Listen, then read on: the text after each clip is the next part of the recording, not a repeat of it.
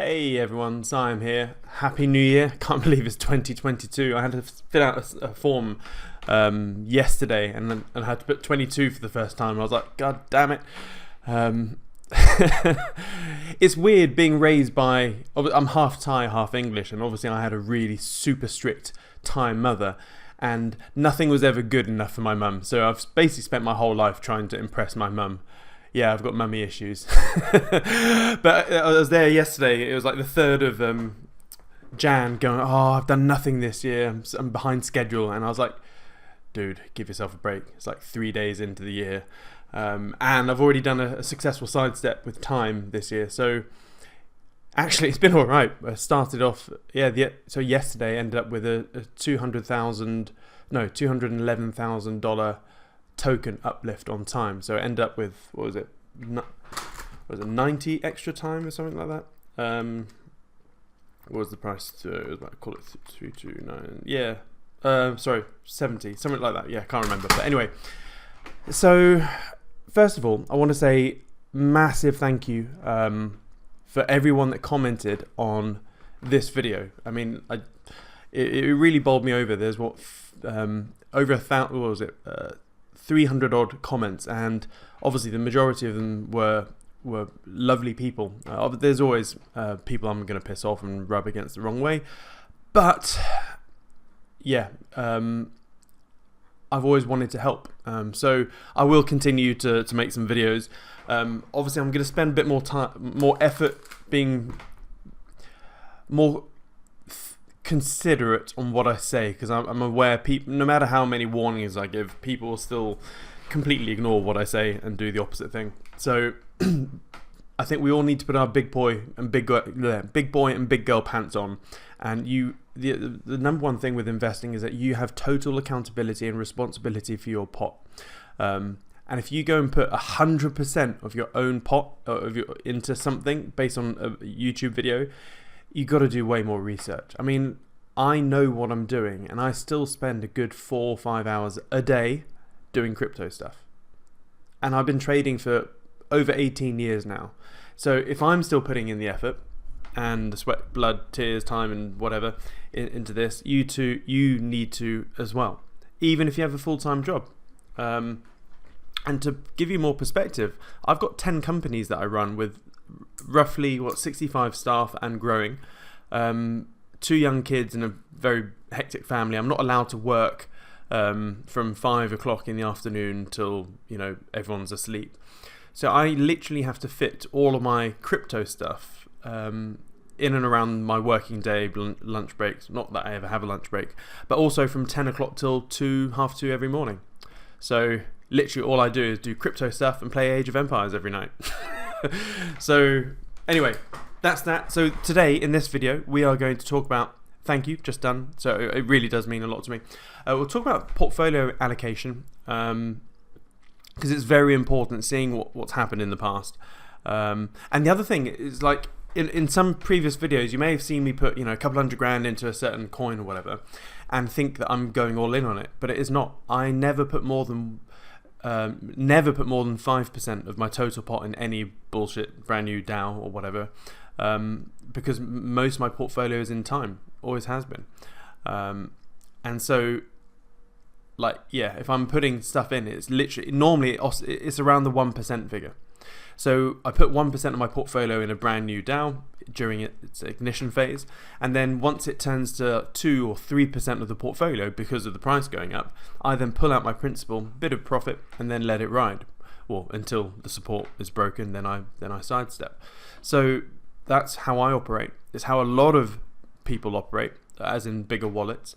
And for anyone that's saying, and I've seen a lot of comments say, oh, technical analysis and charting doesn't work on crypto. Well, continue to believe that and you will lose lots of money and you'll never make it on the markets. I promise you, I've made all of my money through charting. And contrary to popular belief, charting and technical analysis works very well on even the smallest bullshit DAO. So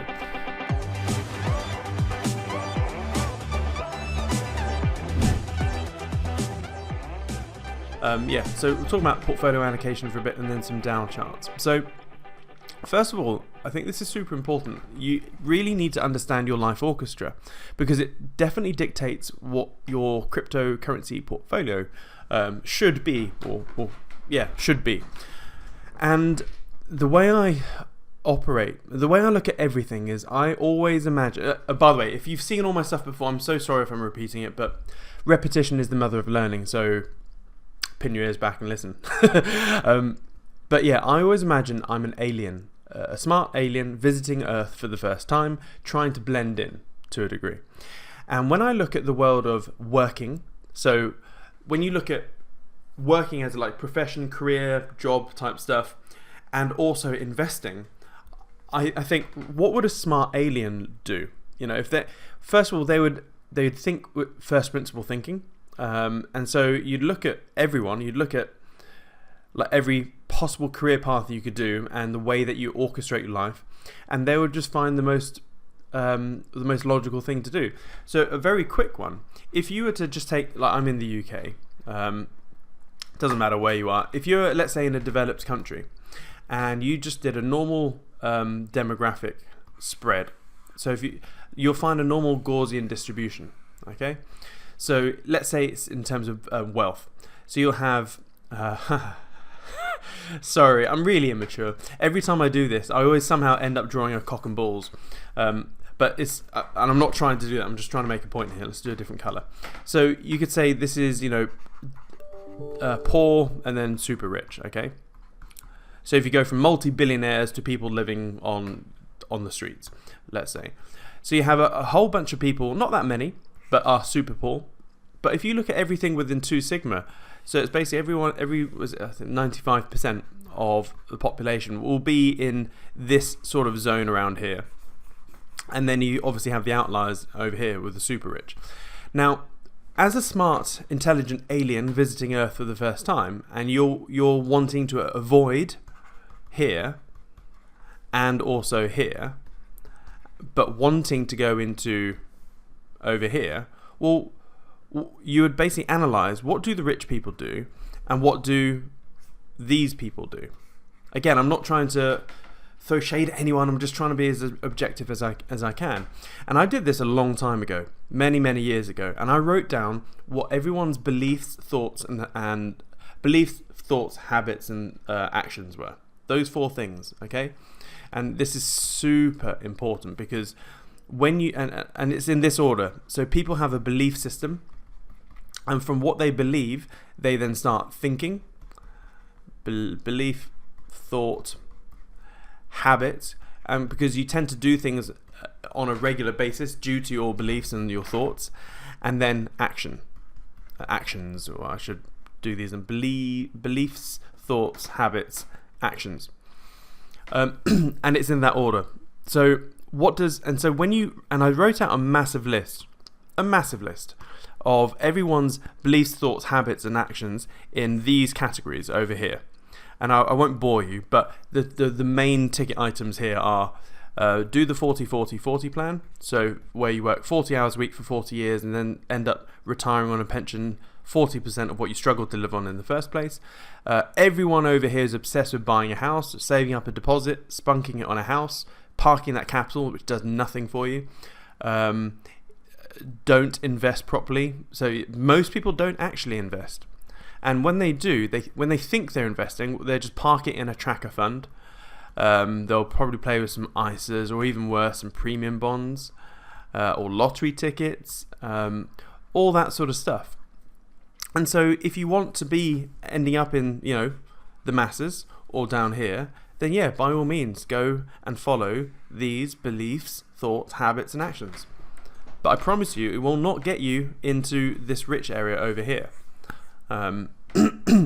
So yeah, that's all I'm going to say. So maybe do the opposite and you'll surprise yourself. So pretty much everything I've ever done in my life is basically done the opposite of this big list that I formulated years ago. Now, I'm not some big hotshot whale or whatever. I'm literally a nobody from a nobody city in the UK called Norwich. It's the centre of the universe, but it's a fine city, and yeah, but I've done all right. But again, there may be an element of survivorship bias. You never know. So that's one thing. Now, when you're looking at your life orchestra, I was thinking, right, okay, well, let's look at it from a risk to reward perspective. You can always draw these risk to reward graphs on everything. Same with your portfolio. And so the riskiest thing that you can do, and I was here for a good 3 or 4 years, is where you are a one-man band business owner earning less than $2,000 a month in revenue, not many customers, no life savings, no staff. That is literally the highest risk thing you can do with the lowest reward. You end up working 18 hours a day. You start wearing a badge of honor, thinking, oh, I worked 18 hours a day, I work harder than everyone I know. But the thing is, what does your bank balance show? Working hard and working long means jack shit in the real world. No one gives a shit. It's a bit like if you ever go and buy a company. I don't give a shit how many years the owners spent building up the business. Ultimately, I'm looking at the average of the last 3 years worth of profits and adding the industry multiple to it. So, you got to remain fixed in reality, not what you like to believe. Because, So the other thing which I want to put over here is that when you're looking at these people, the whether you call them the normies or whatever, their beliefs and thoughts are typically etched into titanium.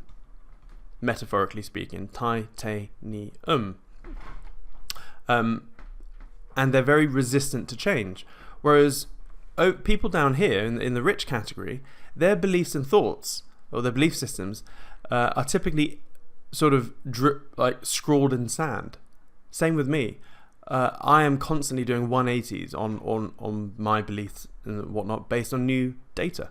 You need to be data driven, data based, and all my opinions are written in sand. So all it takes is one simple little wave to wash away my beliefs, and I will, so long as the data is valid and good, then I'll change my beliefs. So that's the other thing with investing. So whenever I'm sort of looking around all of the different sort of Discord groups, I've joined a few. I need to start leaving some of them. So whether I'm looking at, even my beloved Wonderland, and I'm looking at General or Price Talk, I treat it like a bit like a social experiment, because you can learn a lot just by looking at people's comments, and you'll see that there's lots of tribalism. Sometimes there's not much think. I mean, I'm not going to throw shade at them, but some DAO or some Discord servers for DAOs are just plain degenerate. It's people that have never invested before. They're just getting into DAOs for the first time ever, and it's so anyway, where am I going with this? One-man band. And then you can, but we do this because there's lots of potential and hope to grow this into something bigger. And then, you could get slightly less risk with slightly more reward by, your business is doing well now. You're doing probably less than $5,000 a month in revenue. You probably got one member of staff to help you out. Still no savings or anything. And you work your way down. And then somewhere around here, you've got typical 9-to-5 job, sort of 20 to 30k salary, etc. And then you work, and by the way, you could do all sorts, and there's going to be jobs and career paths all over here. But the thing that I landed on was I had two options that I had to make about 5 years ago, and that was this one or this one. So let's look at this one. This should really be a bit thinner. Should be more like this. So the deep niche ecosystem. So you are going to get way more profit if you end up building a group of businesses within a deep niche, or as the Yanks say, riches and niches. So for example, if I were to focus on travel agents, whatever, and then I'll go, right, I'm going to own all travel agents, and then build up a big ecosystem of 20, 30 different travel agents. Every time you buy a new travel agent, it's going to add positive effect to your whole group because there's economies of scale, right? So it's good. But the thing is, yes, you got a lot of reward, but your risk is anywhere from here to here, depending on how well you're doing. And you then got to watch that basket very accurately, because there may be an impending bullet just racing towards your ecosystem, which could kill it. So in this case, if you focus on travel agents, you'd be screwed in 2020 and 2021. So I didn't want that. Now, my favorite animal in the whole wide world is called the honey badger. I freaking love everything about the honey badger. I try and emulate the honey badger as much as I can in life.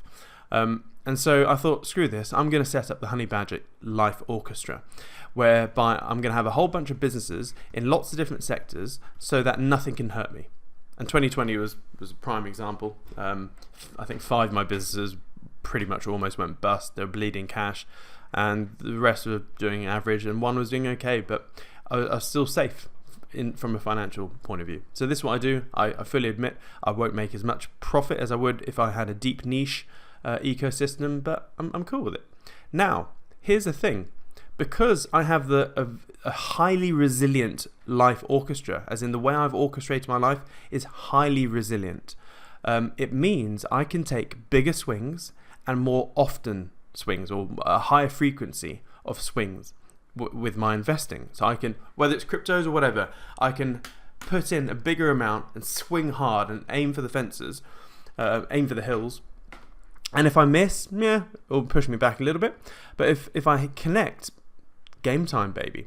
All you need is one good hit per decade and it'll set you up. And over the last decade, I've made, I don't know, 5 hits. So your hit rate is completely irrelevant when you're having a high R multiple outcome swing or target. So, and when I say high R multiple, I'm looking, anything sort of 100 to 1,000 R trade or investment. It's like, yeah, you got to swing for it.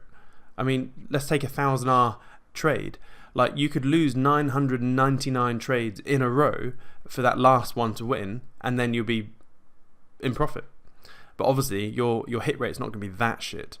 But in general, so this is why your life orchestra really does dictate your crypto portfolio, because if you're somewhere, let's say over here, where you are quite in a precarious situation, and people used to think having a nice having a job in a big safe company is safe. It's not. Big companies are going bust. Loads of big companies. In fact, it's more risky being in a bigger company than a small company these days. So if you're in a slightly or somewhat precarious situation, when you're investing in crypto, you should perhaps be a bit less, more risk averse. So what are the possible things you could do with your portfolio? So I guess the safest thing you could do is just buy Bitcoin. And this is what a lot of billionaires are doing, like Michael Saylor, because you're going to put billions in. You want to make sure the risk is mitigated as much as possible. So Bitcoin Jesus, Michael Saylor, yeah, he's just plowing all into Bitcoin. You could then sort of be a bit more snazzy. You could do Bitcoin, Ether, and whatever. Or you could do the top 10 of coin market cap, making sure you don't buy stable coins, because what's the point of buying a stable coin? You've got no capital appreciation, or no PAG, no potential appreciation gain there. And it just is pegged to the dollar. So you may as well be in cash. So what I've always recommended for a long time is the Kryptonian portfolio. And the Kryptonian portfolio is where you turn yourself into the FTSE or the S&P 500, but crypto version. So you could do, say, 75% smart tracker, where you simply buy the top coin in every sector. So the top finance coin, the top NFT coin, the top whatever. But it does become a bit of a ball ache, because when you look at this, and again, I've said this in many different videos. So if you go to masari.io/screener, you come to here, go to sector, alphabetize it, and then simply buy the top coin in terms of market cap of every sector. So advertising, BAT, cool, buy it. AI, FET, yeah, let's buy that. App development, Holo, etc. Asset management, and just buy all of these. But then you'll end up with a big list of like 50 different coins, and it'll be, like this.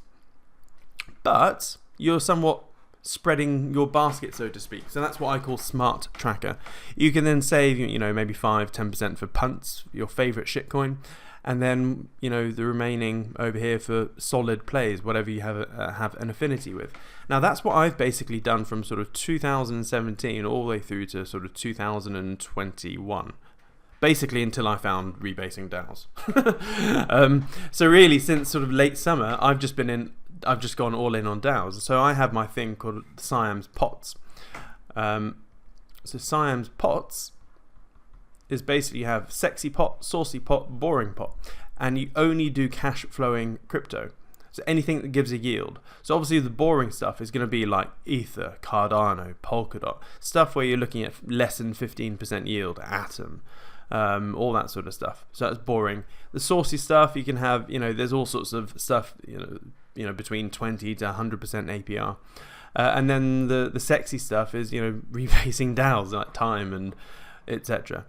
Now, I am 100% sexy pot. So the goal was always to get a really nice daily cash flow and then start buying up saucy stuff, then boring stuff, etc. But in the end, I was just like, screw that. I'm just going to stay into the saucy.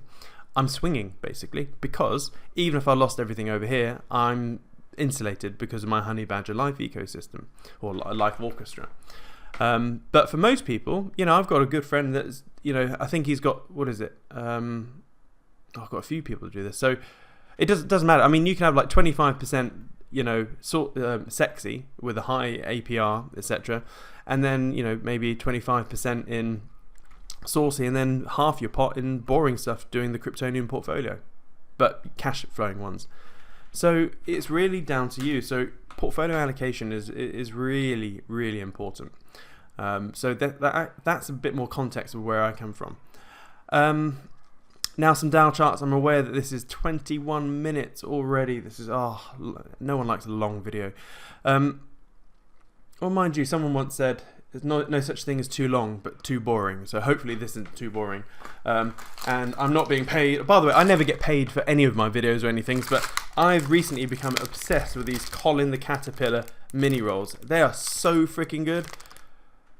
I've gone through about 3 packets of these in the last couple of days. It's not good. They're so good. They're just sat there just teasing me. Eat me. Right, some DAO charts. I won't spend too long on this. For those in the RT community, we'll be doing this in much more detail. So let's go through some of the DAOs. Right, starting off with Time, my beloved Time. Now again, I'm not shilling, I'm not putting FUD. You got to, basically, the whole rebasing DAO community needs to grow up and start being adults. Okay, there's so many immature people in this space going, I'm a nobody, and they take offense if I look at a chart and go, yeah, there's further falling inbound. You cannot take offense to stuff like that. You're far too immature to invest in the markets. Money doesn't give a shit about what you think. The universe and the world doesn't give a shit about what you think. Reality only cares what you do. And if you do things in a considered manner, consistently, and you stick to that, money is then a nice, fruitful byproduct of good processes. So if I say bearish stuff, it's not because I have a beef against the project. The only beef I have is Jade. What a joke. I'm just looking at the chart. Now, looking at the chart on Time, it doesn't look good, does it? Obviously, we've got some sort of resistance over here, which is really struggling to break. We have, looking at this on the daily chart, we've got this over here. Now, technically speaking, this is a falling compression in a falling market, which is technically bullish. So technically, you see some of this sort of price action, but we're in a wider sort of tumultuous time at the moment where fundamentals are really sort of playing things. I mean, ultimately, you can just look at the dollar, and I said the dollar would start falling for a bit, and it did. But look, we've just had a very sharp reaction to the dollar today. A rising dollar is not good for crypto. It forces cryptos down. Anyway, so let's get back to this. So at the moment, it's looking pretty bearish. It really depends. Are we going to hold? Whoopsie. Are we going to hold? Let's just get rid of all these. Are we going to hold this 2800 level, basically? God damn it, stop drawing lines. Stupid Time. Right, yeah, so on the daily chart, it's a bit funny. There's definitely some sort of support level over here. And by the way, please understand, support and resistance levels are not precise fine lines because they're very subjective. You have some people that will be drawing it like that. Some people will be drawing a line from the very bottom of the wick. So you have to always draw support levels like it's a big Mars bar that you're scrolling across the page.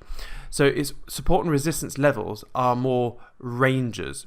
So really, the support level, the strong support level, is basically between this level, sort of between 2950, let's call it, and 2700 ish. And so if we start busting below here, it's not good, not good at all. And if you want a more accurate picture, mind you, just one other thing, if you really jump down into the lower time frames, like on the 4-hour chart, you can see that there could be a falling compression like this. And I mentioned this earlier in my Discord, but thing is, we've just broken down to the bottom of this, which is invalidating that. So yeah, I'm getting rid of that now. It's not good. And what we're seeing is a very shitty head and shoulders. Shoulder, head, shoulder. Very horrible looking, whoopsie. Very horrible looking head and shoulders, which, you know, is probably something like that. Ugh. In fact, that right shoulder is a bit suspect, but we've got the Kobo here, so I mean, it could be that. This neckline could be, in fact, yeah, it is actually. So looking at that neckline, we've got a definite level of support here. We've got at least 2 touch points here. The market busts through here, pulled back to kiss off, and now is buggering off. So we have a textbook Kobo there. And then when you're looking at wrapped memo, which accounts for all the rebases and the price, what did I say the other day? I think I put on my YouTube channel somewhere. I can never find my text posts. So I don't know where it is. Every time I put like a text post on here, I can never find it. I think I put it on Twitter. Again, I got a lot of grief for texting out a picture. Where is this picture? Here. Ominous double top on the wrapped memo. Could get messy. And I texted this a lot earlier in my Discord. Well, look at wrapped memo now. So the neckline of wrapped memo is there. Double top is playing out. So again, don't hate the messenger. Don't hate the messenger. I'm just trying to tell you what I am seeing, and that is all I'm seeing. Now, in terms of my own personal account, I'm all in at the moment. I recently minted in at 2950. So if we look at time, I've got 100% of my pop in time right now. But again, if you're listening to this, doesn't mean I'm going to be in it forever. I could sell straight after this video. So in fact, let's make an SOP, a standard operating procedure. Do not copy me at all. I think that's a nice SOP to put in, because unless you're in my Telegram, my community, you're not going to know when I'm in and out. And even then, it's still quite, yeah. So yeah, I minted in rough the other day, so I'm still at 2950. So I'm effectively break even. That's the beauty with trading this, because of the 5-day ROI is what, like 9.3%. Basically, as long as price doesn't fall more than 18% per fortnight, you're okay. Going sideways is good for us. But unfortunately, over the last couple of weeks, all this has been doing is falling. But it's not time's fault. It's not a typical DAO's fault, unless it's Jade. It's the general market sentiment. So yeah, let's look at KLIMA again. Exited KLIMA a while back. So if we look at the 12-hour chart, probably better. It's just endless falling. So what actually happened is when KLIMA breached this resistance here, I bought back in. It was around 350, I think. Yeah, I bought back in about 350. It went sideways for a while. And I didn't lose any money, but look what happened here. I just drew a simple support. It broke that. I sold at 350, 340, and good riddance, because it dropped a lot more. And it's the same thing. Again, I was in HEC for a while now. I recently sold HEC. Let's look at the 12-hour. Same sort of thing. It broke out of support. It broke out of this resistance level here. So I bought back in here around 70-ish. It got back in, it went up and down, and then yesterday or the day before I sold at like what is it, 55. I had trouble getting out because my Trezor kept freezing. My Trezor always freezes on the Phantom network. It's really annoying. So yeah, I'm out of that. Crown, again, with any DAO, it's just overall market sentiment. It's gonna drop everything. So whether it's a good project and a good team with a good roadmap ahead, it doesn't really matter at the moment. And again, this is not me. I'm not trying to FUD anyone. I'm just being realistic here. And I said once this support level, if I just clear all of the lines here, we had a textbook Kobo. So we had the support level. It crashed through it. It kissed off. So kiss off the KO, BO, and buggered off Kobo. Textbook Kobo. So same with tempo. Tempo. I've actually still got some stuff in tempo actually. Where's my tempo one? I've just left it. I didn't put much in, but I've sort of just ignored it because I can't be asked to get rid of it. So it's just growing. Yeah, I've got like a grand in tempo. I've just left it. Yeah. Where's the bloody thing gone? So let's just get that back up. So that's tempo. Nemesis again. Got out of Nemesis again when the base support was broken. So I've actually been phasing out. As you can see here, I said it would fall a bit further, and it has. So I got most of my thing out around here, 650-ish. But I was vested, so I was locked in. But as stuff unlocked, I just sold. So that's out. Again, same thing. Rome. Everyone keeps saying, look at Rome, look at Rome. So I'm going to look at Rome. When I look at this on the bigger picture, same picture as like KLIMA, basically, and anything else. It's dropped quite a lot. It's gone sideways for a bit, which is, for rebasing down, that's pretty good. When we zoom in, it has been on a stormer. It's been like we've got a pretty clear double bottom. We played out here. That double bottom is now played out, so we can now ignore that. But this support level was resistance, now support is still valid. But for now, it doesn't really matter. What matters is this support level. That one, we've got two support levels basically for Rome. I'm not in Rome, by the way. I just can't be asked to get onto, was it Moon River? Moon River. So we've got two supports. I'm saying if, this is not FUD, I'm just saying if this level is breached, you will then very quickly see an attack to this level. If this level is then breached, you'll then see a very quick move down to the previous support, which is this level, as I saw down here. Again, many ifs here, many variables. If that is then breached, it's game over. Again, many ifs. But for now, looks good. Looks good. And I guess it's my laziness has missed me out on this profit. I just can't be asked to get onto another thing. I'm typically with an AVAX and BSC stuff. So that's that. But yeah, my laziness has lost me out on this. What else is there? Raps Memo, Rome. Everyone says have a look at SPA as well. So let's look at SPA. And by the way, the other reason a lot of these DAOs are not going to make it or really struggle to come back is because of the liquidity. So typically on Binance Smart Chain, you have high liquidity. So even like shitcoins of 14 million, even though the price just absolutely died. Meta, I was looking at to get back into Meta. I was. As I said, if you look at one of my earlier YouTube videos, I drew the support level. I said, not looking to get in it now. I'll get back in at lower prices. Well, guess what? We've got the low prices. I thought this falling compression would rise into something like this. It did play out, but that just didn't happen. So at the moment, mind you, the liquidity is not too bad on Meta. So maybe it has, Binance Smart Chain is good for liquidity. But when you look at like Tempo, no liquidity. It's game over there. Crown, again, really struggling with liquidity. You're not gonna, like it or not, you need whales to help a project. And I always find it ironic in Discord groups. They're like, oh, everyone's looking at the order book. Oh wow, look, someone just bought 50 grand or 100 grand, yay! And they're your best friends until they then sell, and then you're like, oh, what a cunt. So yeah, irony, hey. WAGMI is another one people kept telling me to look at. So again,